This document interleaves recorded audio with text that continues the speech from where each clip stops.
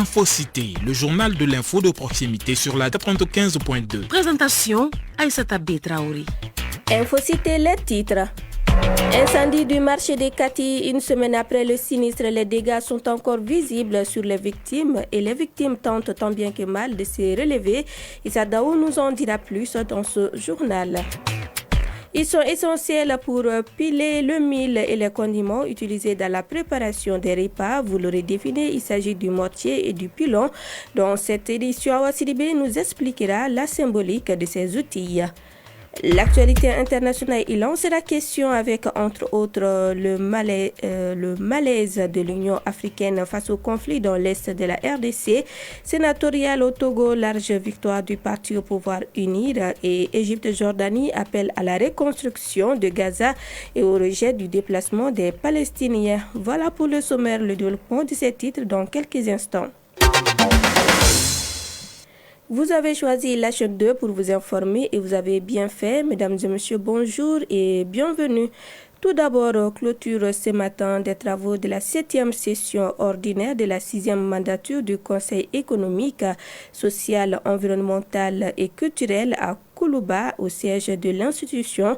Les conseillers nationaux ont formulé plusieurs résolutions et propositions, parmi lesquelles l'arrêt immédiat sur toute l'étendue du territoire national de l'exploitation de l'or par dragage. Le thème de cette session de 2 semaines a été consacré au secteur minier vers une exploitation alliant développement économique, social, culturel et la préservation de l'environnement. La cérémonie de clôture s'est tenue en présence du Premier ministre, de plusieurs membres du gouvernement et d'institutions de la République.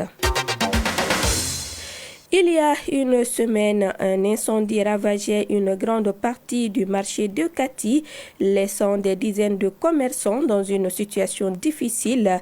Aujourd'hui, alors que les dégâts sont encore visibles et que les victimes tentent de se relever, beaucoup attendent encore une aide concrète. Issa Daou nous en dit plus. Des restes de bois calcinés et des étalages détruits. Une semaine après l'incendie qui a réduit en cendres plusieurs boutiques du marché central de Kati, les commerçants s'efforcent de trouver des solutions pour reprendre leurs activités. Mamadou Traoré, commerçant sinistré. Nous sommes dans l'attente d'une suite favorable. Nous avons tout perdu. Nos marchandises, nos moyens de subsistance, on espère recevoir du soutien pour nous aider à redémarrer. Pour l'instant, nous faisons de notre mieux avec les moyens de bois. Sur place, certains ont commencé à réinstaller leurs étalages de fortune, faute d'alternatives. D'autres sont encore dans l'incertitude. Djenebou Doumbia, commerçante. Nous avons tout perdu, nous restons confiants, mais le temps presse. On espère que des aides arriveront bientôt pour nous permettre de relancer nos activités.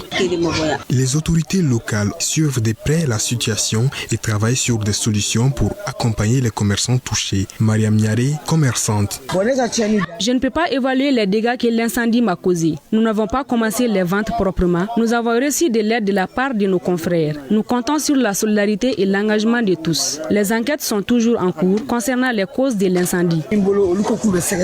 Une situation délicate pour ces commerçants qui, malgré les difficultés, restent résilients et unis. En attendant des mesures concrètes, la survie du marché de Kati repose sur la solidarité de ses habitants.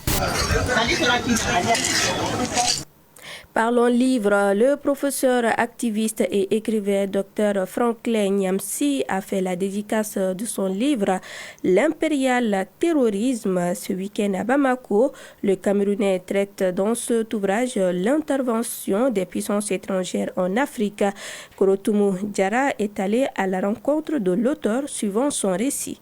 Longtemps considérée comme une simple victime du terrorisme, l'Afrique se retrouve au cœur d'un débat complexe où se mêlent enjeux politiques et lutte d'influence. Dr Franklin Nyamsi, à travers son ouvrage de 198 pages, met en lumière les mécanismes par lesquels certaines puissances étrangères imposent leur domination sous couvert de lutte contre le terrorisme. C'est un livre qui a été écrit pour rassembler toutes les preuves que l'Afrique n'est pas attaquée pour des raisons religieuses. Derrière le motif religieux se cache en réalité une manipulation des puissances occidentales, anciennement négrières coloniales, aujourd'hui néocolonialistes et impérialistes, et de certaines puissances du Moyen-Orient qui jouent à un double jeu avec l'Afrique. D'un côté, on prétend aider les pays africains à combattre le terrorisme, et de l'autre côté, on finance, on arme, on médiatise le terrorisme afin de continuer à piller les richesses du Sud. Préfacé par le professeur Bourema Kansai, ministre de l'Enseignement supérieur et de la Recherche scientifique, cet ouvrage s'inscrit dans une dynamique de réflexion sur la politique sécuritaire du Mali, de l'Alliance des États du Sahel et de l'Afrique en général. Ce livre vient appuyer une thèse que le Mali, à l'ONU et à l'international et dans l'opinion nationale malienne et africaine, avait déjà défendue, à savoir que les terroristes ne sont rien d'autre que des mercenaires du néocolonialisme et de l'impérialisme. L'un des passages préférés de l'auteur met en évidence la notion d'impérialisme et ses effets sur la gouvernance africaine. Professeur Franklin Nyamsi. Derrière les terroristes que nous voyons, il ne faut pas voir une quelconque religion. Il ne faut pas tomber dans le piège de l'instrumentalisation religieuse. Derrière les terroristes que nous voyons, il y a des puissances qui ne veulent pas que les Africains jouissent de leur pétrole, de leur uranium, de leur manganèse. C'est la même déstabilisation depuis 600 ans qui prend plusieurs visages, mais qui renvoie à un seul but. Piller l'Afrique, soumettre les Africains, les dominer et finalement occuper l'Afrique sans les Africains. Ces livres, L'impérial terrorisme, Franklin Nyamsi pose également un regard critique sur les dynamiques de pouvoir qui façonnent la sécurité en Afrique. Son ouvrage se veut aussi une invitation à la jeunesse africaine pour une prise de conscience à représenter la souveraineté des nations africaines face aux enjeux globaux. 10 000 livres sont disponibles à la librairie Ba pour le Mali et l'AES. La faculté de médecine a accueilli la 2e édition de la journée culturelle dédiée à la culture malinké. L'édition 2025 porte sur le thème « C'est quoi le Mandé? Qui sont les malinké ?» C'est une initiative de l'association des jeunes étudiants malinké. Mohamed Bari pour les détails. C'est dans la cantine de la faculté de médecine de Point G que les étudiants se sont réunis pour leur journée culturelle. Une occasion pour ces apprenants de célébrer la culture malinké. Mamoutou Boubacar Kiaou, président de l'association des jeunes malinké. Cet événement qui est donné le jour du Mandé, tout d'abord c'est pour la promotion de notre culture, de la culture malienne en général et de la culture mandingue ou du Mandé en particulier. Parce que certes nous on est jeunes, mais il ne faudra pas qu'on oublie les origines, c'est important. C'est dans ce cadre que nous jeunes du Mandé, de la faculté de médecine, nous nous sommes réunis pour essayer de commémorer le jour du Mandé, autrement dit la culture mandingue. La causerie débat s'est tenue autour du thème « C'est quoi le Mandé? Qui sont les malinké ?» Une journée de réflexion pour véhiculer les valeurs culturelles mandingues. Des échanges suivis par une prestation d'artistes musiciens, de slameurs entre autres. Fatmata Kone, étudiante. C'est vraiment un honneur pour moi de participer à cette journée culturelle. La journée reflète la beauté de la diversité au Mandé ici. Tout le monde est bien habillé. Je trouve que c'est vraiment une réussite. Tout le monde a su se mettre dans son 31 pour venir fêter la journée avec les mannequins. Ladji Djigidjan Keïta, parrain de l'événement. Cette année est déclarée année de culture pour le Mali et les jeunes aussi ont voulu marquer aussi leur pas par rapport à ça. Et je les encourage à chercher à connaître davantage notre culture. Parce que la perdition qu'on remarque aujourd'hui dans la jeunesse en général, c'est qu'on ne se réfère pas beaucoup sur notre culture. J'aimerais que ça soit expliqué lors de cette rencontre par les jeunes. À travers cette journée culturelle, les étudiants en médecine s'engagent à faire découvrir toute la diversité culturelle du Mali. À présent, le tour d'horizon de l'actualité internationale. Et l'actualité internationale de ce lundi, c'est avec vous, Khadija Traoré. Bonjour, Khadi. Bonjour, Aïssata. Nous commençons ce tour d'horizon en République démocratique du Congo avec le malaise de l'Union africaine face au conflit dans l'est de la RDC. Pendant que l'AFC M23 faisait son entrée dans Bukavu ce week-end, les chefs d'État de l'Union africaine étaient réunis à Addis Abeba pour leur sommet annuel. Le conflit a donné lieu vendredi dernier à des échanges houleux. À l'issue du sommet d'hier, il n'y a eu ni sanction ni condamnation explicite du Rwanda comme le réclame la RDC. Aucune annonce concrète non plus sur un plan de sortie de crise. Sénatorial au Togo, large victoire du parti au pouvoir UDIR, c'est selon les résultats provisoires. Le parti présidentiel togolais UNIR remporte 34 des 41 sièges du Sénat, dernière étape avant l'application de la nouvelle constitution. Cette réforme, critiquée par l'opposition, instaure un régime parlementaire où Faure Gnassingbé, au pouvoir depuis 2005, pourra devenir président du Conseil. Le scrutin a été boycotté par plusieurs partis d'opposition, dénonçant un maintien au pouvoir déguisé. Le Sénat comptera 61 membres, dont 20 nommés par le président. Aïssata, en Égypte, Jordanie appelle à la reconstruction de Gaza et rejette le déplacement des Palestiniens. Et oui, Khadija, le président égyptien, a reçu le prince héritier jordanien Hussein Ben Abdallah au cœur pour discuter de la situation à Gaza. Cette rencontre fait suite aux déclarations de Donald Trump qui a évoqué la possibilité de déplacer les Palestiniens de Gaza. Le prince héritier de Jordanie a confirmé le soutien de son pays aux efforts égyptiens pour élaborer un plan de reconstruction de Gaza tout en s'assurant que les Palestiniens demeurent sur leur terre. Voilà, c'est tout pour l'actualité internationale. Merci beaucoup, Khadija, pour toutes ces nouvelles. Place à présent au journal. Nous poursuivons cette édition. Au Mali, certaines traditions profondément ancrées jouent un rôle clé dans le maintien de l'unité familiale. Parmi ces traditions, un ustensile de cuisine autrefois présent dans chaque foyer était essentiel pour piler le mil et les condiments utilisés dans la préparation des repas. Vous l'aurez deviné, il s'agit du mortier et du pilon. Dans ce reportage, notre reporter Awa Sidibé nous explique la symbolique de cet outil et pourquoi chaque famille devrait en posséder. Suivant. Ce son si particulier est familier à tous. Le bruit du pilon frappant dans le mortier pour moudre son contenu.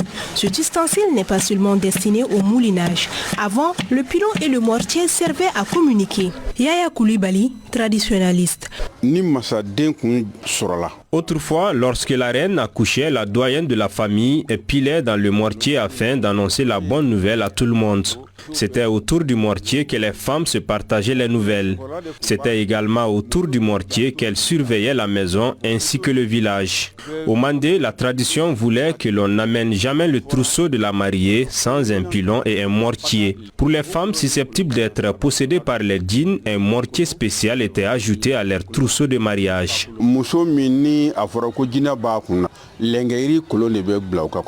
Boubacar Fane, fabricant des pilons et de mortiers. J'ai appris ce métier auprès de nos anciens. Cela fait plus de 60 ans que je l'exerce. Ceux qui sont posés là-bas proviennent de ces trois arbres, à savoir le djala, le guélin et le dougoura. C'est un métier qui demande beaucoup de force. En Bambara, Kolon, le mortier signifie, selon notre traditionnaliste, que nous devons être loyaux les uns envers les autres. Il symbolise l'entente, car l'un ne peut aller sans l'autre. Le pilon et le mortier jouent un rôle prépondérant dans l'harmonie de la famille.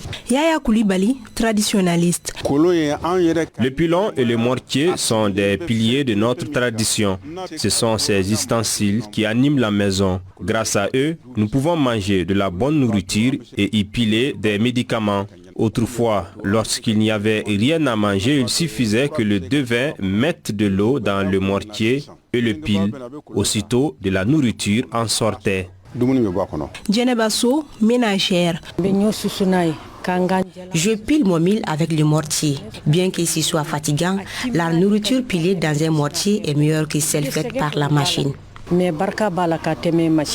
Tunkara Bintou Kebe, conseillère conjugale.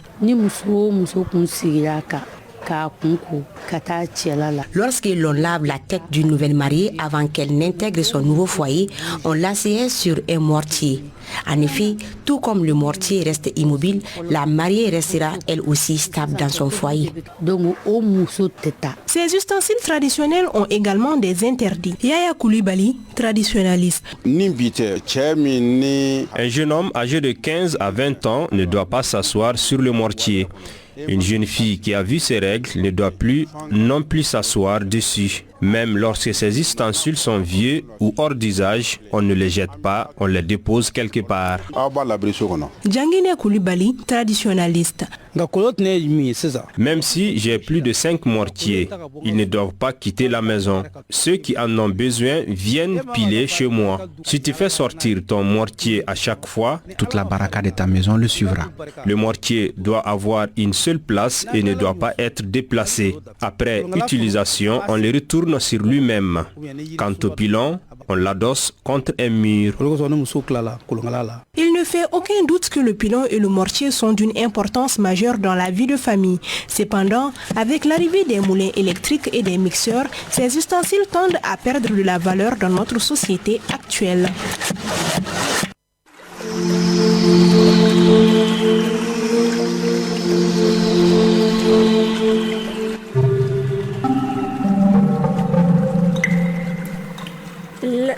La météo avant de boucler cette édition, le thermomètre affiche 37 degrés sur Bamako et environ.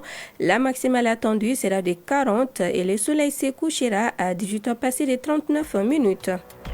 C'est la fin de cette édition qui vous a été présentée par Aïssata Traoré, réalisation Salimata Kounate, mise en onde Penda Daou, mise en ligne Badi Touré, coordination éditoriale Serou Traoré, Djefa Djara. Grand merci à vous de nous avoir suivis.